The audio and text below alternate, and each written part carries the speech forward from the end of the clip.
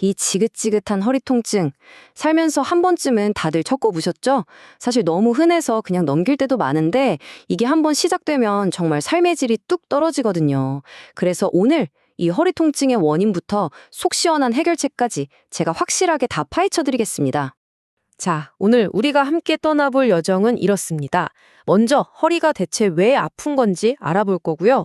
가장 많이들 헷갈려 하시는 디스크와 협착증, 이 둘의 차이를 확실히 비교해 드릴게요. 그러고 나서 갑자기 허리를 삐끗했을 때 어떻게 해야 하는지, 병원에서 맞는 주사가 정말 효과는 있는지, 그리고 가장 중요한 거죠. 애초에 아프지 않게 하는 예방법과 오늘 내용의 핵심 요약까지 알차게 준비했습니다. 그럼 첫 번째 순서입니다. 지긋지긋한 허리 통증. 도대체 왜 이렇게 많은 사람들이 허리 때문에 고생하는 걸까요? 그 근본적인 원인부터 한번 찾아가 보시죠. 사실 허리 통증은요, 사람들이 병원을 찾는 가장 흔한 이유 중 하나라고 해요. 특히 65세 이상 어르신들 중에는 절반 이상이 이걸 겪고 계신다니 정말 어마어마하죠?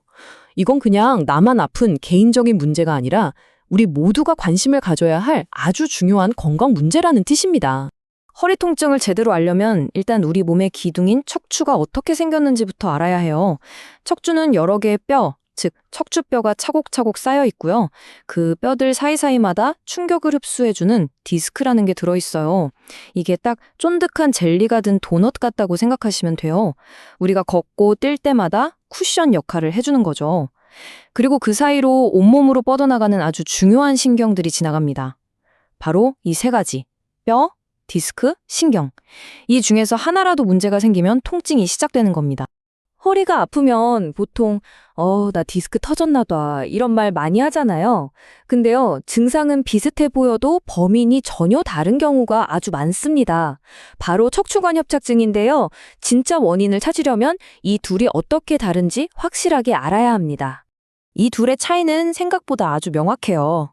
허리 디스크는 아까 말한 그 젤리 도넛에서 젤리가 삐져나와서 신경을 쿡 찌르는 일종의 교통사고 같은 거예요. 그래서 갑자기 팍 하고 찾아오는 경우가 많죠. 반면에 척추관 협착증은요, 신경이 지나가는 터널 자체가 나이가 들면서 서서히 좁아지는 퇴행성 질환입니다. 그래서 아주 특징적인 증상이 나타났는데 바로 걸으면 아프고 앉거나 허리를 숙이면 괜찮아지는 거예요.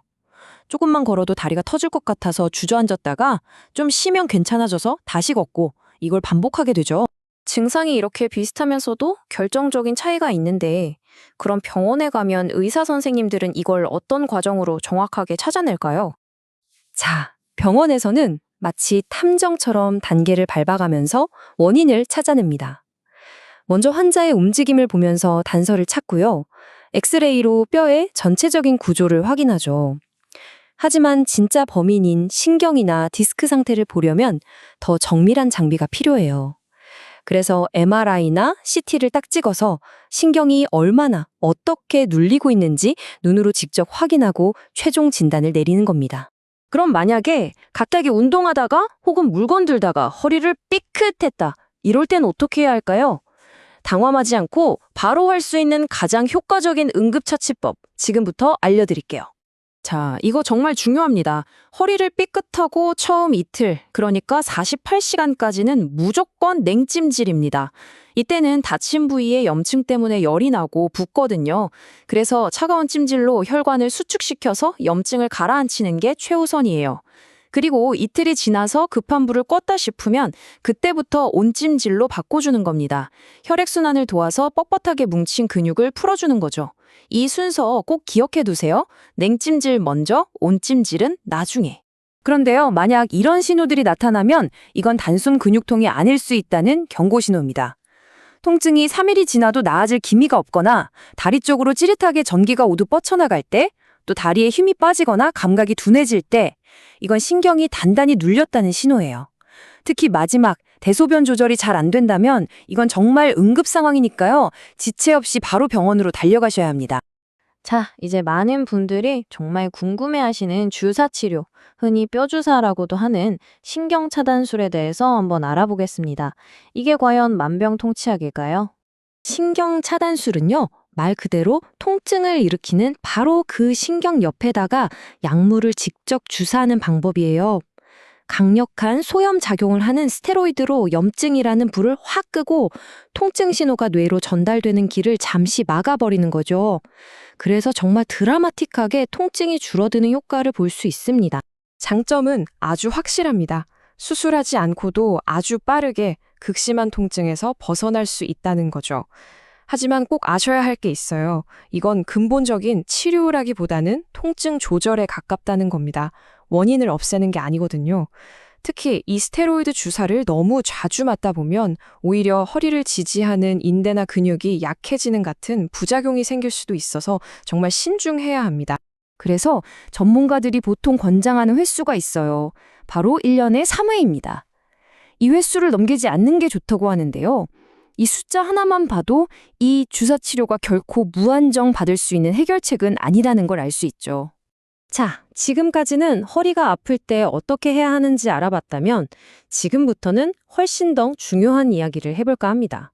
바로 통증이 아예 찾아오지도 못하게 만드는 최고의 방어 전략, 예방입니다. 특히 하루 종일 앉아서 일하는 분들이라면 자세가 정말 중요해요. 의자에 앉을 땐 엉덩이를 의자 깊숙이 밀어놓고 허리를 등받이에 착 붙이세요. 그리고 책상과 배 사이에는 주먹 하나가 들어갈 정도의 공간을 두고요. 팔꿈치는 자연스럽게 90도, 두 발은 편안하게 바닥에 딱 닿게 하는 거죠. 이 간단한 원칙 몇 가지만 지켜도 허리에 가해지는 부담을 엄청나게 줄일 수 있습니다. 튼튼한 허리를 위한 최고의 투자는 바로 운동입니다. 거창하게 헬스장 가고 이럴 필요 없어요. 집에서 매일 할 수 있는 간단한 동작만으로도 충분합니다. 고양이처럼 등을 부드럽게 움직여주고 버드독 자세로 몸의 중심 근육을 잡아주고 또 누워서 무릎을 가슴 쪽으로 쭉 당겨주는 이 간단한 스트레칭. 매일 꾸준히 해주는 것만으로도 여러분의 허리는 훨씬 더 튼튼해질 거예요. 자, 오늘 정말 많은 이야기를 나눴죠? 혹시 내용이 너무 많아서 헷갈리신다면 다른 건 다 잊어도 괜찮습니다. 지금부터 말씀드리는 핵심 내용만은 꼭 기억해 주세요. 첫째, 내 통증의 진짜 원인이 뭔지 정확히 아는 게 가장 중요합니다. 디스크인지 협착증인지 말이죠. 둘째, 갑자기 삐끗했다면 냉찜질 먼저, 온찜질 나중에 이 순서를 꼭 지키세요. 셋째, 주사 치료는 임시방편일 뿐 근본적인 해결책이 아니라는 걸 기억해야 합니다. 그리고 마지막으로 가장 중요한 건데요. 평소 바른 자세와 꾸준한 운동으로 허리를 튼튼하게 관리하는 것. 이게 바로 최고의 예방입니다. 오늘 내용을 통해서 허리 통증에 대해 많이 알게 되셨을 텐데요. 뭐니 해도 가장 중요한 건 실천이겠죠? 여러분의 건강한 허리를 위해서 오늘 당장 시작할 수 있는 작은 습관 딱 한 가지만 정해보는 건 어떨까요? 그 작은 변화가 내일의 건강한 허리를 만드는 가장 중요한 첫걸음이 될 겁니다.